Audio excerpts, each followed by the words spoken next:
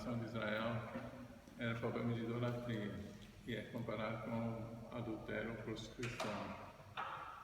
E eu tenho uma incumbência de Deus, já tem uns 20 anos, e Deus tem falado muito forte no meu íntimo, porque a Bíblia fala sobre Deus falar com o rugir do leão, e o rugir do leão tem que ver um silêncio para você ouvir o estrondar dele, e depois ele vai aumentando. E hoje nós vamos estudar nos capítulos 8 e 14, essas palavras foi dada na iminência da destruição de Jerusalém e o templo, porque Ezequiel já estava em Babilônia no cativeiro, mas o templo ainda não tinha sido destruído. Aí, a primeira metade do livro, até capítulo 24, é antes da destruição do templo de Jerusalém. Do 24 para frente já é promessas de restauração, porque Deus fez tudo para não destruir, mas teve que destruir por causa da sua santidade. Deus não aguenta a imundícia. E a própria casa que foi abençoada por Davi e Salomão, depois foi rejeitada. Deus não aguentava olhar mais para aquele templo. É o que nós vamos ver aqui no capítulo 8, aqui nessa primeira parte. Deus não aguenta. Ele falou: filho do homem, você está entendendo como que eu me afasto do meu santuário? Não era qualquer casa, era a casa abençoada, feita dentro dos moldes, dentro dos padrões de Deus, que Deus deu para Davi. Então, depois na última parte do livro, ele fala sobre a restauração e fala sobre um outro templo que ainda não foi construído e talvez materialmente não vai ser construído. Mas tem uma passagem em Ezequiel 44, onde ele fala: basta, chega das suas abominações. E eu pedi para colocar essa mesa aqui, e às vezes durante os anos que eu tenho estudado, eu dou um tapa na mesa, e às vezes tem que ter uma mesa, né? Eu estava dando umas aulas lá em Campinas e tinha que ter uma mesa apropriada, porque eu sabia, e às vezes dá um susto nas pessoas que não sabem o que vai acontecer, dá um susto assim, porque faz parte de Deus acordar a gente. Então no capítulo 44 ele fala: basta, chega. E no 43, porque é o seguinte, as coisas que eu vou compartilhando com vocês vai ajudando vocês a entender um pouco melhor o Velho Testamento, porque eu tenho um dom específico, especial do Velho Testamento. Ezequiel abriu, Deus mais abriu para mim, para entrar no coração de Deus.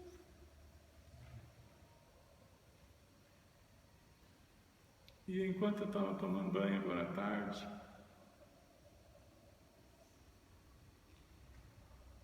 Deus falou comigo: você não vai poder pregar para muitas multidões, mas tem pessoas aqui em Robertado que vão receber o que Deus tem colocado em mim, e vocês vão passar para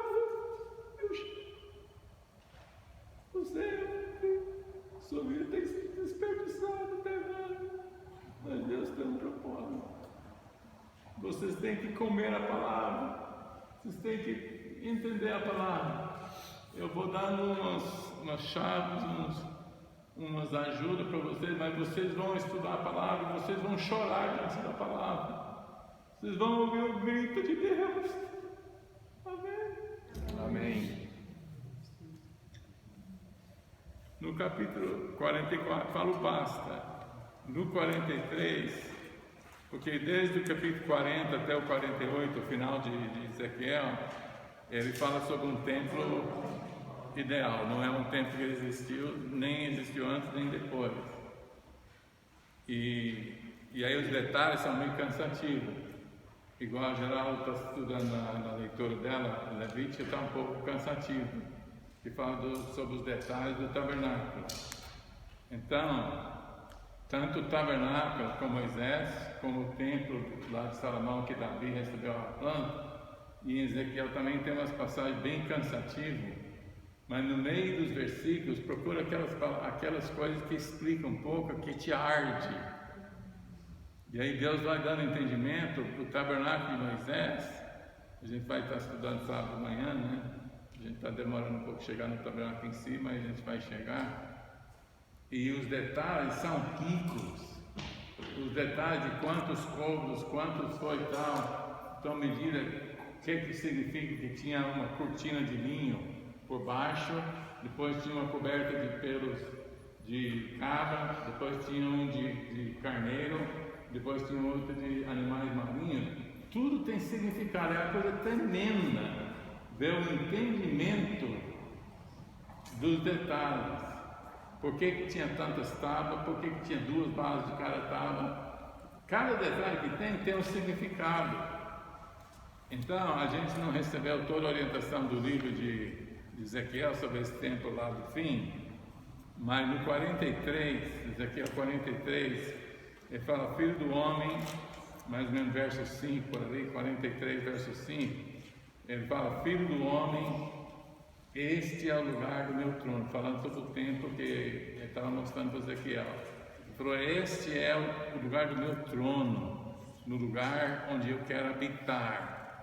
Mas faz favor dos reis não colocar seus monumentos junto ao meu monumento, colocar no seu limiar junto com o meu limiar. E isso é o que está acontecendo nas igrejas, de homens, de líderes, colocar sua foto quase maior do que Jesus, o nome da pessoa mais do que a Deus ou igual a Deus.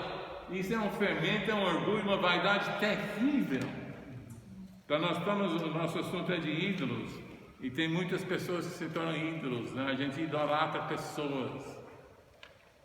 Então eu estou falando sobre o final de Ezequiel, mas eu quero só ler 2 versículos com vocês aqui em Ezequiel capítulo 3, daí nós vamos lá para o capítulo 8. E uma coisa interessante no livro de Ezequiel é que ele fala sobre a mão do Senhor. A mão do Senhor veio sobre ele. Ele fala 7 vezes durante o livro: e a mão do Senhor veio sobre mim. Quantos querem que a mão do Senhor venha sobre vocês? Amém. Quantos querem a mão do Senhor sobre vocês? Amém.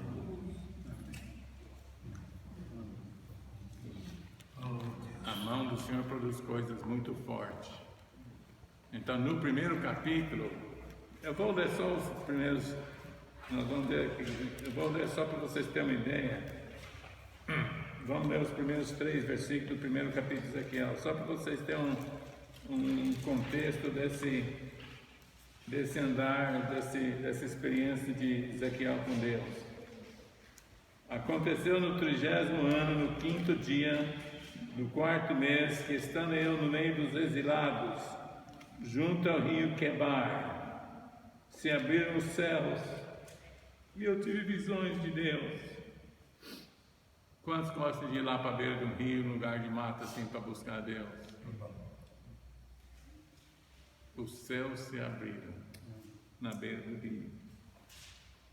No 5º dia do referido mês, no 5º ano do cativeiro do rei Joaquim, veio expressamente, não é uma palavra vaga. Está vendo como, cara, eu dou uma aula, nesses 3 versículos aqui de Ezequiel, eu dou 3 aulas, uma aula para cada versículo, lá em São Paulo. Cada palavra tem um sentido. Abrir os céus, aí vai lá para o livro de Apocalipse, os céus abrindo, né? Veio expressamente, uma coisa expressa, uma coisa nítida. Paulo fala lá em 1 Coríntios que o som da trombeta tem que ter um som nítido, senão as pessoas não sabem, o que é a trombeta? Está bonita, está chamando para convocar o quê? Então tem que haver uma educação da parte dos ouvintes, e daquele que toca tem que saber tocar para sair um som claro. Veio expressamente a palavra do Senhor a Ezequiel, filho de Buzi, o sacerdote, na terra dos caldeus, junto ao rio Quebar, e ali esteve sobre ele a mão do Senhor. Aí ele fala sobre o primeiro capítulo, capítulo 2, capítulo 3, e aí Vamos começar no verso 12, capítulo 3, verso 12. Levantou-me o espírito, e ouvi por detrás de mim uma voz de grande estrondo, e levantando-se do seu lugar, dizia: Bendita seja a glória do Senhor. Ouvi o tatarar das asas dos seres viventes, que tocavam umas nas outras, e o barulho das rodas juntamente com eles, e o sonido de um grande estrondo.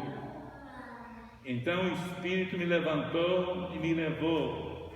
Eu fui amargurado no calor da ira do meu espírito, pois a mão do Senhor se fez muito forte sobre mim. Então fui até Abib, aos do exílio, que habitavam junto ao rio Quebar, e passei a morar onde eles habitavam. E por 7 dias assentei-me ali, atônito, no meio deles. Então, aqui fala que ele foi amargurado, verso 14. Eu fui amargurado no calor da ira do meu espírito. Então, a palavra de Deus traz um calor, traz uma ira, e às vezes traz amargura, tipo assim, que ele fala atônito, ele ficou meio confuso. Então, tem coisas que Deus fala com a gente. Eu sei que a Sione tem recebido muita coisa de Deus, né, anos atrás, né, Sione? E a gente fica, é para compartilhar, é para falar, não é? Com quem, quando? Então tem muita perplexidade. O Davi, quando foi ungido para ser rei, por Samuel, era um rapazinho, era uma unção de um grande profeta, Samuel, mas levou anos a Davi realmente assumir o trono e ser ungido novamente diante de todo o povo. Então tem coisas que vêm e não é para compartilhar na hora, é para deixar quieto. Dizer que eu fico 7 dias atônito diante da palavra. Agora vamos lá para o capítulo 8.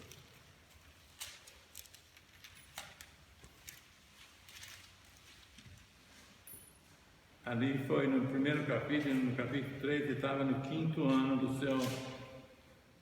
da sua estadia lá em Babilônia. Agora está no 6º ano. No 6º ano, no 6º mês, aos 5 dias do mês, quando Deus falar com alguma coisa com vocês, anota no seu caderno. Anota. Tal dia, tal lugar. Eu tive experiências aqui quando eu morava aqui no rancho aqui. Eu sei até a posição que eu estava sentado. Lá em Montemor, lá no salão, eu lembro da posição do lugar no salão, assim, eu sei onde eu estava assim, quando Deus falou. Deus quer falar, Deus quer levantar muitos profetas. Estava falando, Anicete, que agora à tarde, assim, enquanto eu estava tomando banho, Deus falou comigo que se eu não puder falar para multidões aqui sobre a preparação dessa companhia profética antes da volta de Cristo, Deus me deu um encargo para ajudar a preparar jovens e qualquer idade para anunciar a volta de Cristo. Vai haver uma companhia profética antes da volta de Cristo. Amém. E eu estou sendo autorizado a passar um manto para vocês. Deus vai usar muitos de vocês em lugares diferentes para acordar o povo de Deus, para tocar a trombeta. O exército de Joel vai ser levantado, um exército de profetas.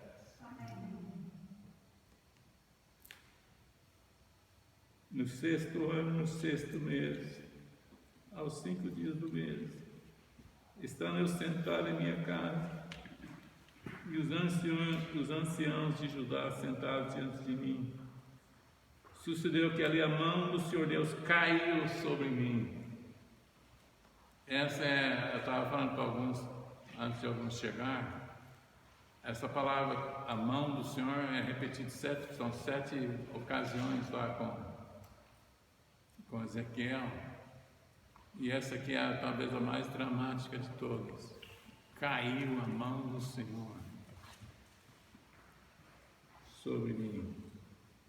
Olhei, eis uma figura como de fogo, Desde os seus lombos e daí para baixo era fogo, e dos seus lombos para cima como resplendor de metal brilhante. Estendeu ela dali uma semelhança de mão e me tomou pelos cachos da cabeça. O Espírito me levantou entre a terra e o céu e me levou a Jerusalém em visões de Deus, até a entrada da porta do pátio de dentro, que olha para o norte, onde estava colocada a imagem dos ciúmes, que provoca o ciúme de Deus. Essa experiência muito forte, lembrando que ele estava em Babilônia e ele foi levado em visões para Jerusalém. E o Espírito tomou ele pelos cachos da cabeça. Às vezes escolhe uma pessoa que tem bastante cabelo, né? Deus levantou Ezequiel, o anjo levantou Ezequiel pelos cabelos dele e falou com ele para ver as coisas do templo do ponto de vista de Deus. Eu quero só fazer uma pausa aqui e orar para vocês. Feche os olhos diante do Senhor.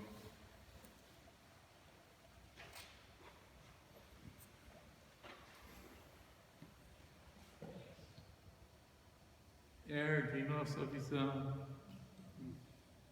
levanta nossas vidas para ver a tua casa como tu vês, para ver a sua tristeza sobre essa imagem de ciúme. Dai-nos o teu ponto de vista, tira-nos do nosso natural. Eu peço que, assim como aconteceu com o rei Josias, quando ele ouviu a leitura da lei e as ameaças do Senhor sobre o teu povo, ele rasgou sua roupa e ficou prostrado. Ele acreditou na tua palavra. Dai-nos visão de como o Senhor enxerga as coisas. Ergue nossas vidas, ergue nossa visão. Mostra-nos. Levanta os teus profetas que possam compartilhar o que tu vês. O Senhor prometeu de não deixar faltar a unção profética em cada geração. Amém.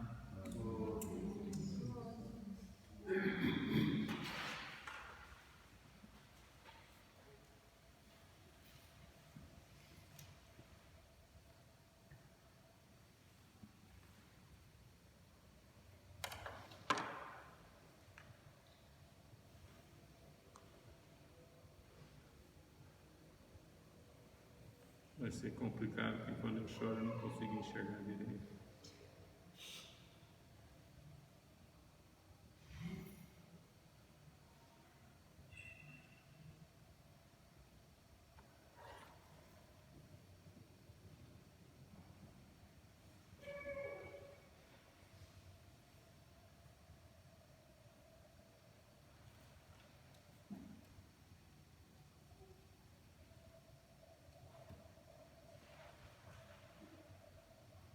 Eis que a glória do Deus de Israel, verso 4. Eis que a glória do Deus de Israel estava ali com a glória que eu vira no vale. Ele me disse: filho do homem, levanta agora os olhos para o norte. Levantei os olhos para lá, e eis que do lado norte a porta do altar, estava essa imagem dos ciúmes à entrada. Disse-me ainda: filho do homem, veja o que eles estão fazendo. É como um amigo falando com um amigo: vê aqui o que está acontecendo. As grandes abominações que a casa de Israel faz aqui, para que me afaste do meu santuário, pois verás ainda maiores abominações. Aí, para quem está anotando, nós vamos ver 4 situações aqui nesse capítulo E a primeira situação é uma imagem singular, individual. Tem a questão de muitos ídolos, mas escreve aqui essa primeira revelação, que tem a revelação boa e tem a revelação do negativo, né? Então nessa primeira revelação é uma grande imagem de ciúme individual. Então isso representa um espírito de idolatria.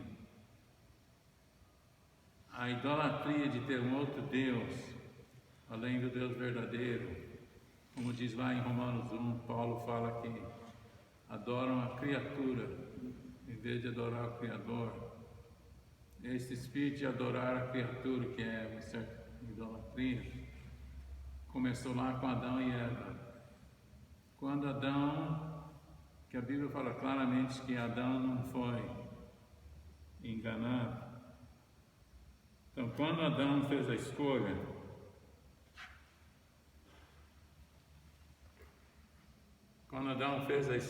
de preferir sua esposa do que a Deus, é a primeira idolatria.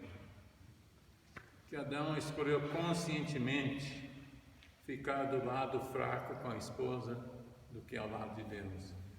Então foi a primeira idolatria.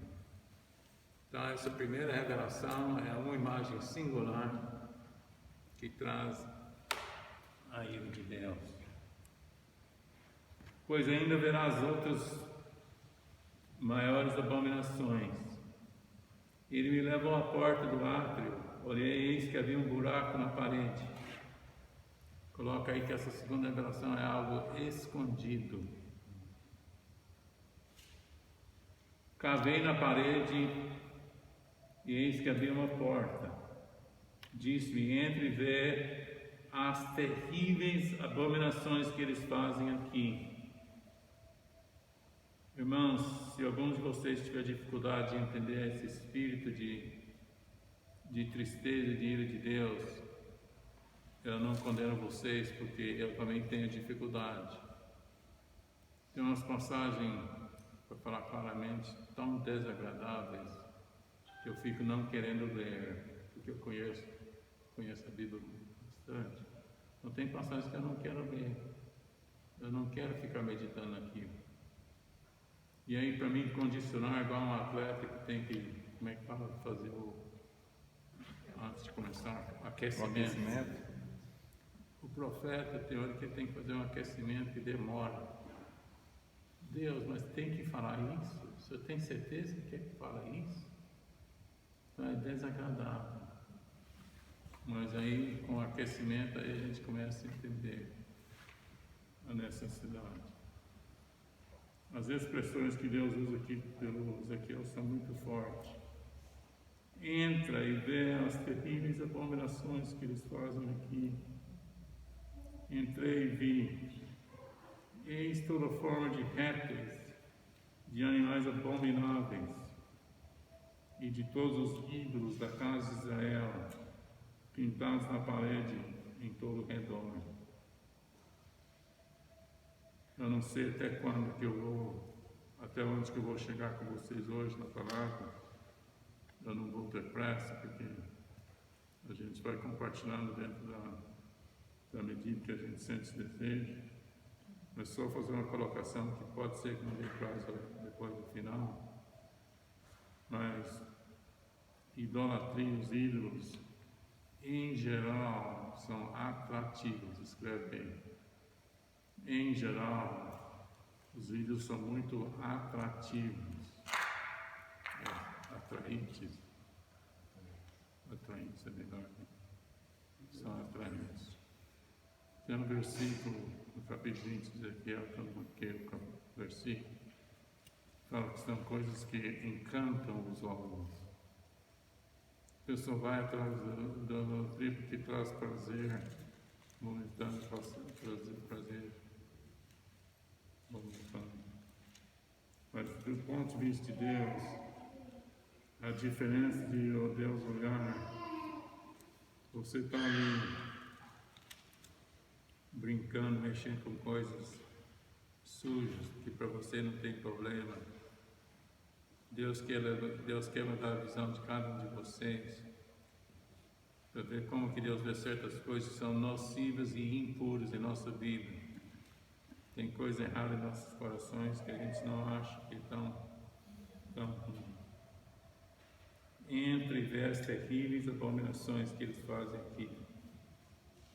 Verso 11. 70 homens dos anciãos da casa de Israel, com Josanias, filho de Safã, que se achava no meio deles. Os profetas naquela época tem muita menção de nomes específicos. Eles lidavam com pessoas idólatras, pessoas rebeldes, não só de uma forma vaga, mas lidando com pessoas específicas. Os 70 anciãos representam a nação toda, pode colocar aí. Que essa revelação das abominações que eles estão fazendo escondido, os 70 anciãos representam a nação toda. E cada um deles, final do verso 11, estava em pé diante das pinturas, tendo cada um na mão o seu incensário, e subia o aroma da nuvem de incenso, oferecendo seu incenso para os prazeres pessoais. Então me disse: viste, filho do homem, o que os anciãos da casa de Israel fazem nas trevas, cada um nas suas câmaras pintadas de imagens, pois dizem: o Senhor não nos vê, o Senhor abandonou a terra. Lá no livro de Eclesiastes, Salomão fala que por causa que Deus demora a castigar, as pessoas são propensas a fazer as coisas erradas, porque não há um castigo imediato. Eu estava fazendo comparação esses dias com essa questão dos ídolos, com as repreensões aqui do Velho Testamento, comparando com o livro de Apocalipse, lá com as mensagens para as 7 igrejas. Inclusive alguns de vocês que tiver vontade de fazer algum estudo, que tiver tempo, vocês fazerem um estudo daquilo que Deus fala com as 7 igrejas. Muito interessante. Deus fala que das 7 tem 2 igrejas que não levam repreensão. A igreja de Esmirna, a igreja de Filadélfia, são igrejas tão tementes a Deus que não tem nenhuma repreensão. Mas as outras 5, Deus fala duramente, fala sobre vomitar da boca, fala sobre tirar o candeeiro do lugar, fala sobre vir por colocar-eles em tribulação. É muito interessante ver esse recado de Jesus para as igrejas lá em Apocalipse. O mesmo Deus do Velho Testamento é o mesmo Deus do Novo Testamento também. Então essa atitude de achar que Deus não vê, é porque não vem o castigo na hora. Eles acham que Deus não vai fazer nada. Agora vamos para o terceiro caso, as mulheres. Disse-me ainda: tornarás a ver maiores abominações que eles estão fazendo.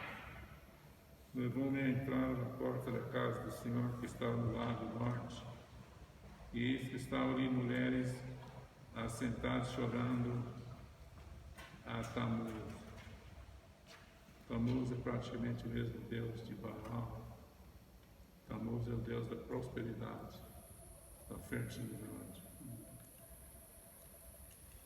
Só muda o endereço, mas as pregações sobre prosperidade naquele tempo tinha também, era chamado de idolatria.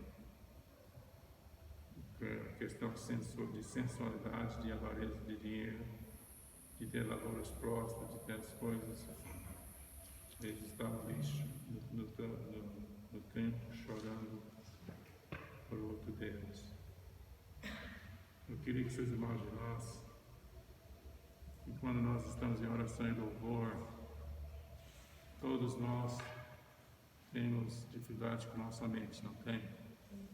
A gente está adorando a Deus, o pessoal do louvor às vezes está bem preparado, o pessoal do louvor está buscando a Deus. Às vezes outras pessoas têm dificuldade por causa da nossa mente. Então essas pessoas aqui que estavam no templo adorando outro Deus, Nós, às vezes, estamos o tempo preocupados com nossas próprias coisas. Quando chegamos à casa de Deus interessados em receber alguma bênção, alguma solução. Então, isso é idolatria diante de Deus. Verso 15. Disse-me: vês isto, filho do homem. Verás ainda abominações maiores do que estas. Levou-me para o ato de dentro da casa do Senhor. E eis que estava na entrada do templo do Senhor,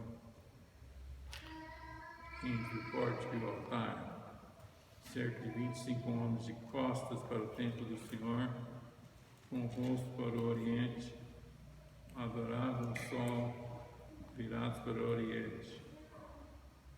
Então, esse é o último incidente. O primeiro incidente é uma imagem singular. O segundo incidente são 70 homens anciãos, representando as pessoas mais responsáveis da nação de Israel. O terceiro incidente é as mulheres, que sempre a religião tem muito a ver com mulheres, né? Então as mulheres estavam buscando fertilidade, buscando prosperidade, com a atitude errada. E esse quarto caso, porque ali às vezes não deu para todo mundo reparar, são muitos detalhes, mas ali fala muito sobre a porta do norte. Mas o lugar preferido da entrada de Deus no templo dele é o oriente. Esses detalhes são importantes. Então esse é o último, na opinião de Deus aqui, é o último o pior. Eles estão do lado do oriente, do lugar da entrada de Deus. Em vez de estar olhando para o templo, eles estão de costas viradas para o templo. É um tipo de desprezo. E eles estão olhando para o sol, adorando o sol, que é uma criatura, é uma criação. Então, quando nós adoramos qualquer coisa que não é Deus, que adorar, eu não sei se hoje vai dar prazo para entrar todos os detalhes, mas adorar é ter medo, é reverenciar, é desejar. Então eles estavam adorando o sol, buscando auxílio humano entre as criaturas. E o problema é nosso, anota aí, que eu vou falando as coisas e às vezes não consigo falar muito organizado, mas tem que entender que idolatria é o desejo do homem por uma coisa visível. Deus é invisível, então a gente usa o sol, as coisas assim. Eu acho lindo uma noite de lua, né? Hoje à noite mesmo tem a lua, está bem bonita. Mas tem o perigo de a gente adorar a criatura, a criação. Então, idolatria é que ela é uma coisa visível. Então, a posição deles, anota aí o pórtico e o altar. Eles estavam entre o pórtico e o altar, que fala lá em João, é o lugar da intercessão do sacerdote, anota aí. É o lugar da intercessão dos verdadeiros sacerdotes. E em vez de interceder, eles estão de costas para o templo, adorando o sol, coisa horrível. Então me disse: vês, filho do homem, acaso é coisa de pouca monta para a casa de Judá o fazerem eles estas abominações que fazem aqui, para que ainda encham de violência a terra e tornem a irritar-me? Eles achegaram o ramo ao seu nariz, pelo que também eu os matarei com furor. Os meus olhos não pouparão, nem terei piedade, ainda que me gritem aos ouvidos em alta voz, nem assim os ouvirei. E aí eu quero que vocês me acompanhem no capítulo 9, que eu não pedi para ler, mas tem uma sequência, e é muito conhecido o fato do capítulo 9 falar sobre marcar com sinal a testa dos homens que são tementes a Deus. Então eu quero que vocês vejam essa situação, que não tem como ter o capítulo 9 sem ter o 8, não é lógico? Para ter o 9 tem que ter o 8. Então, para entender a gemura que tem que ter no capítulo 9, vocês têm que ser erguidos Quanto que Ele quer que Deus te pegue de qualquer maneira? O Thor tem um cabelo bom ali para puxar, né? Então, pegar de um jeito ou de outro, abrir nossos olhos, para ver as abominações, coisas nojentas, sujeira. É como se fosse o noivo ver a noiva lendo uma carta de um ex-namorado. Dá uma raiva, dá uma ira. Você gosta de mim ou você quer ficar com o passado? Quer ficar com outra pessoa? Então ouvi que gritava em alta voz, dizendo: chegai-vos vós, executores da cidade, cada um com a sua arma destruidora da mão. Eis que vinham 6 homens a caminho da porta superior, que olha para o norte, cada um com a sua arma esmagadora na mão. E entre eles certo homem vestido de linho, com estojo de escrevedor à cintura. Entraram e se puseram junto ao altar de bronze. A glória do Deus de Israel se levantou do querubim sobre o qual estava, indo até a entrada da casa. E o Senhor clamou ao homem vestido de linho, que tinha um estojo de escrevedor à cintura. Ele disse: passa pelo meio da cidade, pelo meio de Jerusalém, e marca com sinal a testa dos homens que suspiram e gemem por causa de todas as abominações que se cometem no meio dela. Anotem aí, reparem aí, que não é gemer por seus próprios pecados, é gemer pelo povo, pela nação, pelas outras pessoas. Eu creio que não vai dar tempo a ler em capítulo 20 de Ezequiel, mas ele fala para Ezequiel, ele fala: mostra para esse povo os pecados de seus pais. E Daniel, quando ele ora lá, ele ora pelos líderes, pelos príncipes, pelos pais do passado. Tem contaminações, tem impurezas, tem atitudes erradas em nossas vidas por causa de nossos pais, por causa de nossos líderes. Nós precisamos ser libertos, nós precisamos tirar todo tipo de maldição. Aqueles reformadores do Velho Testamento lá, o Ezequias e Josias, quando eles pegavam lá, eles eram homens muito zelosos pela casa do Senhor. Eles saíam catando tudo quanto é imagem, tudo quanto é coisa. E eles pegaram até uma serpente que Moisés tinha feito, né, e destruíram. Pegaram coisas que sua sogra, sua avó tinha feito lá. Eles limpavam tudo, sem piedade. Então essa limpeza para poder preparar para a glória de Deus vir. Amém, irmãos? Amém. Precisa limpar, que Deus não aguenta sujeira. Deus não aguenta impureza. Ele não consegue lidar com essas coisas. Uma vez Davi, meu filho, a gente estava com muita presença de Deus. Ele viu Jesus olhando para nós, mas não conseguia fixar os olhos. Que havia a presença de Deus, mas era uma coisa misturada. A presença de Deus, às vezes, são as gotas de misericórdia, mas Deus quer habitar em nosso meio. Ele via Jesus olhando e tinha que tirar o olho, porque tinha tanta coisa errada. Marca na testa, marca com sinal a testa dos homens que suspiram e gemem por causa de todas as abominações que cometem no meio dela.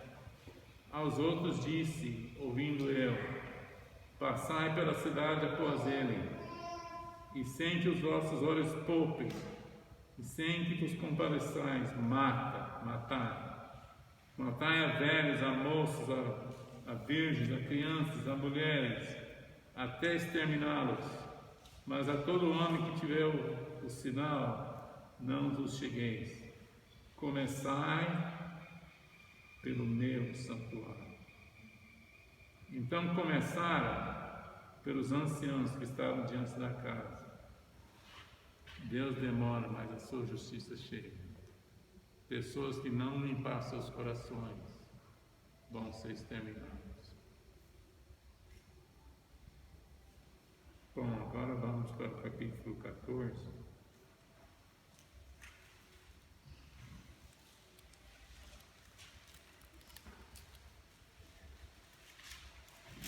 Então, entre várias coisas que eu falei, o que eu quero que fica mais gravado para vocês do capítulo 8 é se erguer ao nível de Deus, esse chorar, porque está vendo as coisas do ponto de vista de Deus. Eu ia procurar, depois acabei esquecendo, mas tem um versículo aqui, um dos profetas. Vou só virar a folha aqui, ver se eu consigo achar.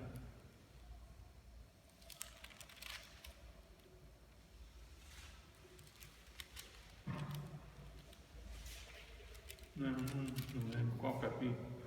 Mas tem um versículo que me assustou, tem hora que é uma coisa tão fora do normal. Tem um versículo em um dos profetas que fala que Deus fala: eu me quebrantei por causa dos seus pecados. Deus se quebrantou.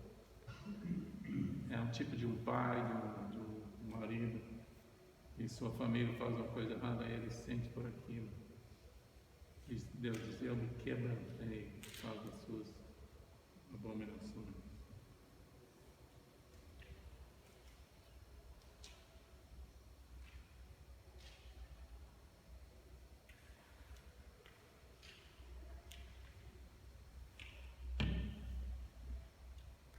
Aqui no capítulo 14, nós vamos ver umas coisas bem impressionantes. Já vou falar de antemão. Que há 3 formas, pode anotar aí. Há 3 formas de Deus falar com o seu povo. Acho que será que é aqui em Ezequiel 6, 9? Então se lembrarão os meninos que de vós escaparem entre as nações, porquanto me quebrantei por causa do seu coração corrompido. Isso, muito bem. Capítulo 6, verso 9. Muito bom. Então nós vamos ver 3 formas de Deus responder ao povo. Então vieram ter comigo alguns dos anciãos de Israel e se assentaram diante de mim. Vai ter pelo menos 3 momentos, é uma coisa interessante a gente fazer um pequeno comentário aqui. No capítulo 8, nós vimos os anciãos na casa do profeta. Aqui no capítulo 14, eles também estão ali. E no capítulo 20 também eles falam claramente que eles vieram consultar a Deus através do profeta. Então, mesmo o profeta sendo usado com palavras bem pesadas, os anciãos continuavam respeitando e vindo à casa dele. E os anciãos, eu quero que vocês levem bem a sério,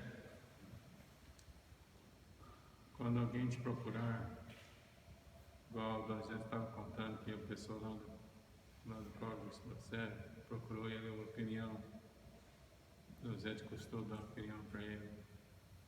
Quando as pessoas nos procuram, às vezes a resposta de Deus é um pouco inesperada. Os anciãos estão ali na casa do profeta e olham bem os recados que Deus dá. Veio a mim a palavra do Senhor dizendo: Filho do homem, estes homens levantaram seus ídolos dentro do seu coração, tropeço para a iniquidade, que sempre tem eles diante de si. Acaso permitirei que eles me interroguem? Essa pergunta dá uma implicação de quê? O que vocês entendem com essa pergunta que Deus está fazendo? Resposta negativa. Parece que é uma resposta negativa, mas não vai ser não. Portanto, fala com eles e diz-lhes: assim diz o Senhor Deus: qualquer homem da casa de Israel que levantar os seus ídolos dentro do seu coração e tem tal tropeço para a sua iniquidade, e vier ao profeta, eu, o Senhor, vindo ele, lhe responderei, como? Segundo a multidão dos seus ídolos. É outro momento que eu quero orar com vocês. No capítulo 8, Deus nos levará à dimensão de ver as coisas como Deus vê. Agora é outra coisa. eu quero que Deus revele para nós, cada um de nós. Não precisa ser tudo de uma vez. Deus começa a colocar o dedo. Eu não gosto disso. Eu te amo, mas essa coisa aqui não está me agradando. Feche os olhos.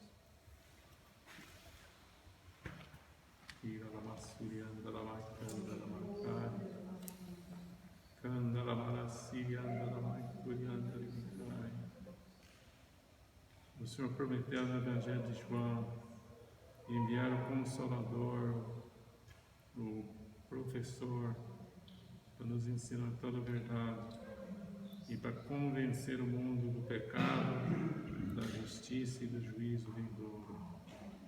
Convence nossos corações de quais ídolos, de quais coisas que o Senhor não gosta em nossas vidas. Queremos ser purificados por Ti, Senhor. Eu lhes responderei segundo a multidão dos seus ídolos. Aquilo que eles querem perguntar ao profeta, Deus não vai responder. Deus vai responder, mas eu não posso te responder porque você tem ídolos. Você tem que tirar aquilo antes de eu poder te falar. Então, a primeira forma aí, são 3 maneiras de Deus responder, essa é a primeira. Segundo a multidão dos seus ídolos do seu coração. Verso 5.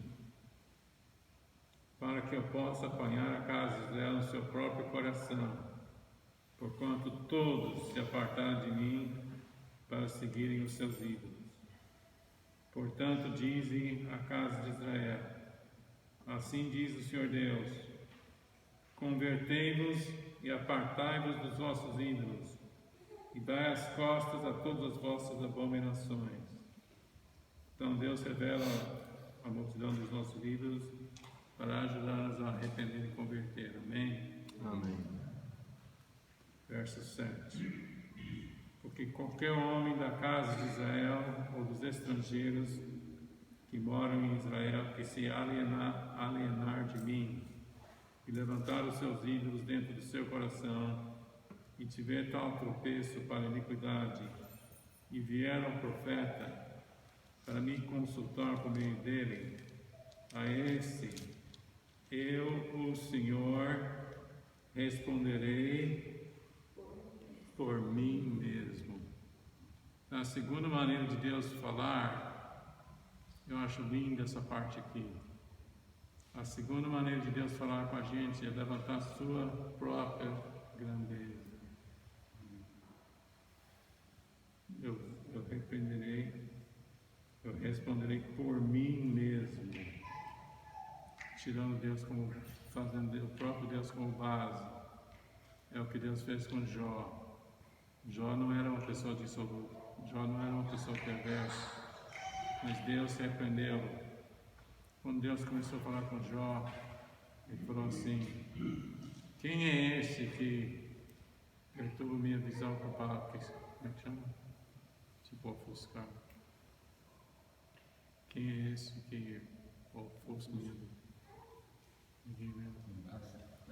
Tipo embaçado. Quem é esse que encobre? Quem é esse que encobre minhas palavras com palavras sem entendimento? Então Deus mostra a sua grandeza. Deus usou vários capítulos lá no livro de Jó para mostrar a sua grandeza. Então uma das maneiras da gente ser liberta da idolatria é ver a majestade de Deus. Amém.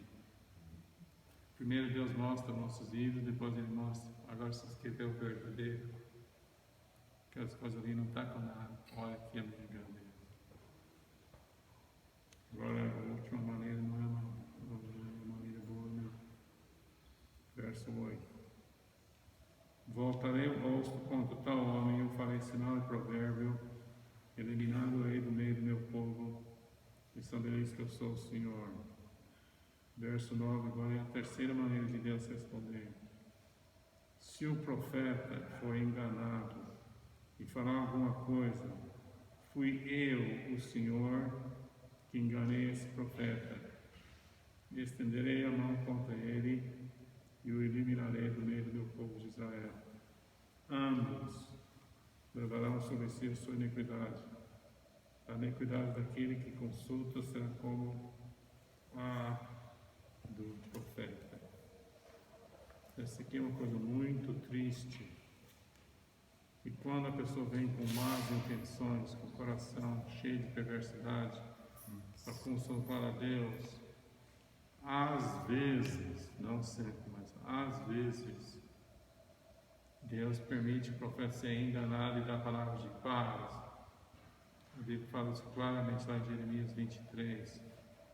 Jeremias 23 fala que os falsos profetas proclamam paz quando a iniquidade não há conserto, curam superficialmente a ferida do meu povo. Então ele fala que Deus enganou o profeta porque as intenções do coração de quem estava consultando estavam erradas. Então depois ele vai castigar os dois. Então a gente vem com a atitude errada, Deus pode dar uma resposta de paz, que não é o próprio coração de Deus. Cuidado, tá? Então, fez isso com o Balaão. Falou com todos os dedos. E o Senhor se irou no caminho.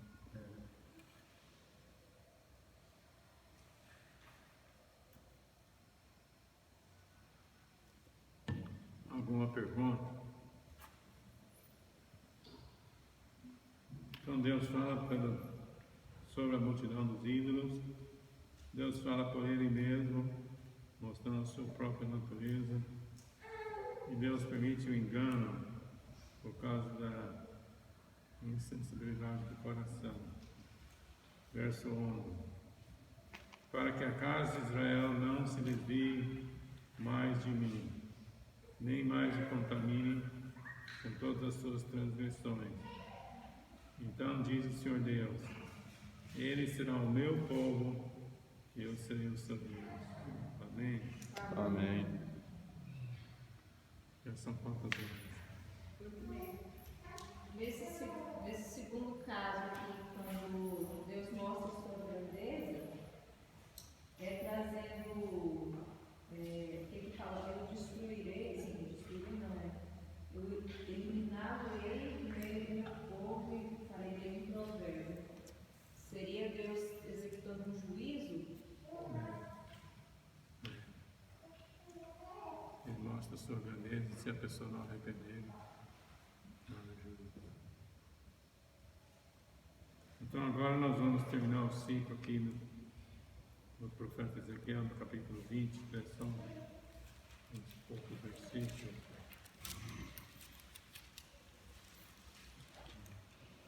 Pastor Roberto, o texto de Ezequiel parece, se a gente começa a entender, que o escritor ele acaba mencionando uma alusão de algumas coisas.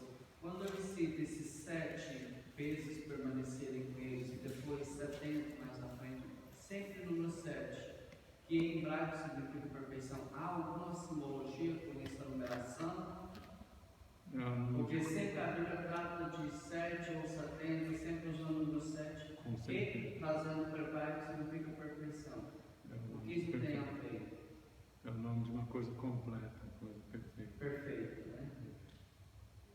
Coisa completa. Então, vamos começar no início do capítulo 20, diz aqui, no 5º mês do 7º ano, o primeiro capítulo estava no 5º ano. No capítulo 8 estava no 6º ano. Agora está no 7º ano. Aos 10 dias do mês, vieram alguns dos anciãos de Israel para consultar ao Senhor. Parece coisa boa, né? E assentaram-se diante de mim. Então veio a palavra do Senhor dizendo, veio a minha palavra do Senhor dizendo: Filho do homem, fala aos anciãos de Israel e diz-lhes. É porque essa dureza que a gente está percebendo aqui, gente, é a necessidade da verdade. Conhecereis a verdade vos libertará. É necessário a gente entender a verdade. Fala aos anciãos de Israel e diz-lhes, assim diz o Senhor Deus: Acaso viestes consultar-me?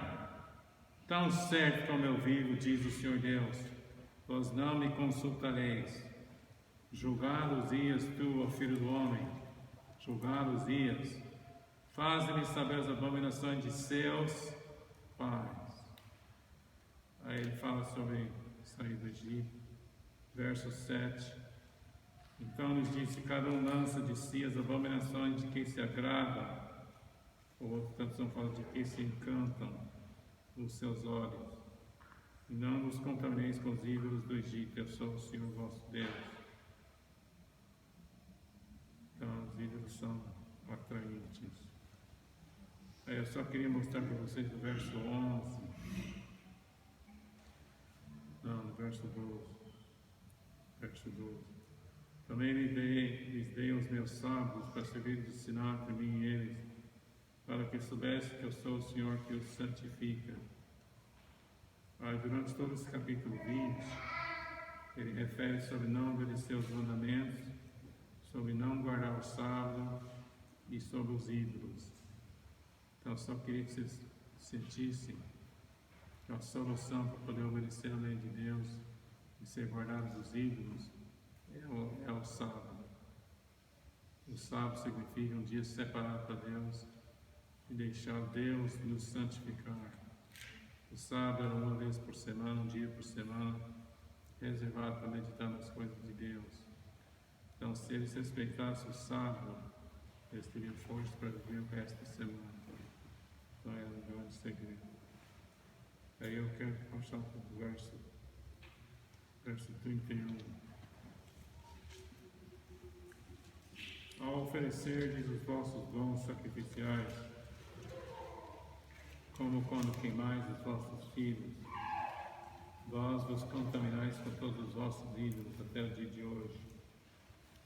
Porventura me consultaríeis, ó casa de Israel. Tão certo como eu vivo, diz o Senhor Deus, vós não me consultareis. Então anota aí, o que Deus sinais abomina, como ele diz lá em Apocalipse, que seja ou quente ou frio. O que Deus mais abomina é consultar os ídolos e consultar a Deus. Se ficasse só na idolatria, ainda era um pouquinho melhor do que consultar, do que adorar, sacrificar aos ídolos, consultar a Deus. As duas coisas que traz mais ira de Deus. Mas aqui no verso 31, tão certo como diz o Senhor Deus, vós não me consultareis. Aí a gente usa o exemplo de uma mulher infiel que está sendo chamada a atenção, e o marido fala, vem cá, fiquei sabendo que você estava me traindo, que você estava fazendo coisas erradas, desse jeito não vai dar para nós viver juntos. Aí a mulher fala, você vai me mandar embora? Ele fala, não. Verso 32. O que vos ocorre à mente, de maneira nenhuma sucederá. Isto que dizeis, seremos como as nações, como as outras gerações da terra, servindo as árvores e as pedras. Tão certo como eu vivo, diz o Senhor Deus, com mão poderosa, com braço estendido e derramado furor, hei de reinar sobre vós, tirar-vos-ei dentre os povos, e vos congregarei das terras nas quais andais espalhados, com mão forte, com braço estendido e derramado furor. Se quiser falar amém, pode falar. Levar-vos-ei ao deserto dos povos, e ali pleitarei convosco face a face. Então Deus vai pegar sua mulher infiel, sua nação, sua igreja, e vai chamar para o deserto. Deus tem permitido tempo de sequidão, e Deus tem permitido essa praga, essa epidemia que está andando aí no mundo inteiro. Deus está tratando com toda a sua igreja em toda a terra, levando a acordar, a entender algumas coisas. Ele quer que essa igreja olhe para Ele face a face. Em algumas traduções, nesse verso 35, fala, entrarei em juízo convosco, mas em inglês, ele usa a palavra pleitear. Então, pleitear é uma pessoa igual um promotor, um juiz, que não quer julgar a pessoa e vai pleitear, vai implorar. Em inglês a gente fala plead. Plead é uma palavra de implorar. Por favor, não faça bobagem. Vocês querem divorciar, mas isso não é o caminho. Então a pessoa tem autoridade, mas a pessoa está vendo que a pessoa está fazendo uma má escolha. Deus chama seu povo, fala, olhe nos meus olhos, face a face. Daí ele fala, como entrei em juízo convosco, com vossos pais no deserto até do Egito, assim entrei em juízo convosco, diz o Senhor Deus. Far-vos-ei passar debaixo do meu cajado, e vos sujeitarei à disciplina da aliança. Quantos querem passar debaixo do cajado do Senhor? Deus nos chama para olhar face a face e falar, você está errado, mas eu te amo, eu quero que você fique comigo. Vou te dar mais uma chance. Você quer passar debaixo do cajado e aceitar a disciplina? Para de andar torto. Tem um lugar que fala em Hebreus sobre os mancos serem curados. Ele falou, fazer caminhos retos para que vossos pés mancos sejam curados. Há um poder no caminho do Senhor, que você está andando torto, mas o caminho do Senhor é reto. Para de andar torto, pisa só na linha, de repente você consegue. Tem coisas tortas em nossa vida que precisam ser consertadas. Deus tem tido um pouco de paciência, mas está chegando um momento que Deus vai falar, chega de tortura, chega de coisa errada. Verso 38. Separarei dentre vós os rebeldes e os que transgrediram contra mim. Da terra das suas moradas, olha duas coisas aqui. Da terra das suas moradas eu os farei sair, mas não entrarão na terra de Israel. Sair do Egito é sair do mundo, mas entrar no plano de Deus é outra coisa. A gente sai do Egito, tem que passar pelo deserto para depois entrar na terra prometida. Separarei dentre vós os rebeldes, sairão da terra, mas não entrarão na terra de Israel. Verso 39.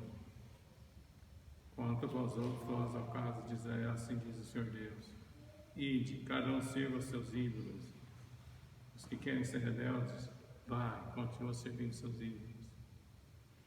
Agora e mais tarde, pois que a mim não me quereis ouvir. Mas não profaneis mais o meu santo nome com os vossos ídolos e com vossas dádivas. Toda a passagem é bonita, mas agora vamos para o 43. Ali vos lembrareis dos vossos caminhos e todos os vossos feitos com quem vos contaminastes, e tereis, está todo mundo acompanhando o verso 43? E tereis nojo de vós mesmos, por todas as vossas iniquidades que tendes cometido. Então Deus vai dar um reto caminho, Deus vai tirar os rebeldes e vai dar pureza de coração.